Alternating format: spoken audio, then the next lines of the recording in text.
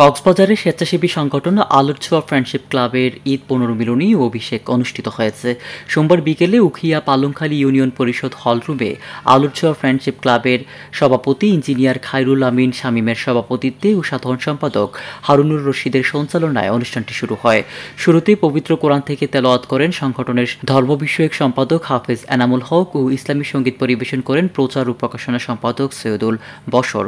এ সময় প্রধান অতিথি হিসেবে উপস্থিত ছিলেন পালংখালী ইউনিয়ন পরিষদ চেয়ারম্যান ও আলোর ছোঁয়া ফ্রেন্ডশিপ ক্লাবের পৃষ্ঠপোষক এম গফুর উদ্দিন, উপদেষ্টা সাংবাদিক তাহের নাইম, পালংখালী ৮ নং ওয়ার্ড ইউপি সদস্য, সংগঠনের উপদেষ্টা ফয়জুল ইসলাম, সংগঠনের উপদেষ্টা নুরুল ইসলাম, সংগঠনের উপদেষ্টা সাংবাদিক নুরুল বশর, সংগঠনের উপদেষ্টা জাহাঙ্গীর আলম, সংগঠনের উপদেষ্টা আহমদ আলী, উপদেষ্টা সারোয়ার আলম ফয়সাল সহ পালংখালী ইউনিয়ন পরিষদের দফাদার রশিদ মিয়া সহ অন্যান্য গণ্যমান্য ব্যক্তিবর্গ এ সময় উপস্থিত ছিলেন। কক্সবাজার থেকে রাশেদুল আলম, আমার বার্তা।